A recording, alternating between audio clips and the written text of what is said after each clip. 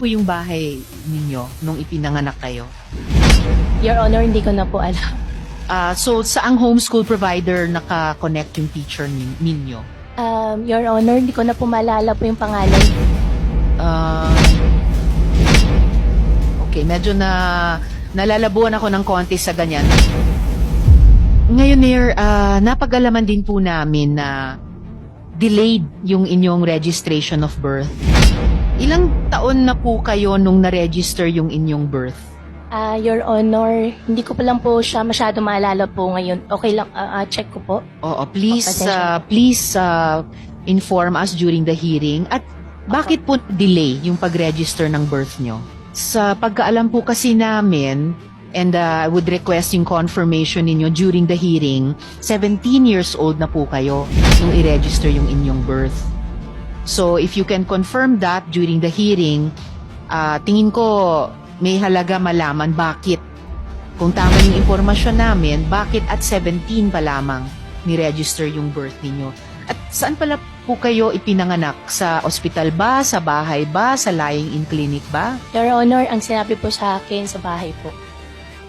Sa bahay. Saan po yung bahay ninyo nung ipinanganak kayo? Hindi ko na po, Your Honor, hindi ko na po alam. Opo. Still, out of more than curiosity, saan po kayo nagtapos ng elementary? Homeschool po ako, Your Honor. Kasi salo po kami ng farm. Anong taon po kayo nagtapos sa homeschooling sa elementary? Your Honor, dire-diretso po. Bandang anong taon natapos po yung grade 7 sa homeschooling? Your Honor, tutorial po kasing ginawa po sa akin. Salo po kasi kami ng farm nakatira po. Actually, Mayor, familiar po ako sa homeschooling dahil yung isang anak ko rin, yung huling 2 taon niya sa high school, for health reasons, sinomeschool ko po siya. And meron po kaming homeschool provider noon. Sino po yung naging homeschool provider ninyo? Your Honor, yung nag-homeschool po sa akin, teacher lang po. Pati po yung mga homeschool teachers, kailangan license sila or meron pa rin silang homeschool provider. And in fact, by the definition of homeschooling, ang magulang ang nag-homeschool. So, teacher nyo po ba o yung ama ninyo ang nag-homeschool sa inyo? Meron din po akong teacher po, Your Honor. So, saang homeschool provider naka-connect yung teacher ninyo? Your Honor, hindi ko na po maalala po yung pangalan po. Ang maalala ko lang po yung pangalan po ng teacher ko po. If you could submit to the committee yung pangalan ng teacher ninyo, and during the hearing, ma-recall pa rin at masabi sa amin sino yung homeschool provider ninyo. Your Honor, ang teacher ko po si Teacher Rubilin. Teacher Rubilin. Opo. Saan naman, pagkatapos ng homeschooling, kung nakuha po yung grades nyo sa homeschool provider, tulad nung ginawa namin nung aking anak, para makapag-high school naman siya, saan naman po kayo nag-high school? Your Honor, dire-diretso po, tuloy-tuloy hindi na po ako nakapag-high school at college po. Dire-diretso saan po, Mayor? Tutorial po yung ginawa po sa amin kasi nasa loob po kami ng farm. Okay, pero nagtapos kayo ng high school.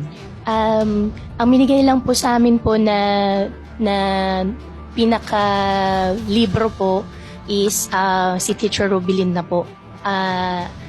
Kung maalala ko po, wala rin po kasi siyang grades. Andun lang po siya sa amin everyday po na after po ng work, siya po yung nagtuturo po sa akin. Kinilala ba ng DepEd yung pagtapos nyo sa high school sa pag-tutor ni Teacher Rubilin? Your Honor, hindi ko po alam. Ever since po, si Teacher Rubilin lang po yung nagturo po sa akin. Pero nung nagtapos kayo sa high school, may diploma kayo? Wala po. Or ano pong dokumento na hawak ninyo bilang katibayan ninyo na like any learner na may karapatan na may, kung hindi diploma, dokumentong formal na nagsasabing na comply po ninyo na earn nyo yung competencies sa high school? Your Honor, wala po akong malala po na mayroon pong any records po.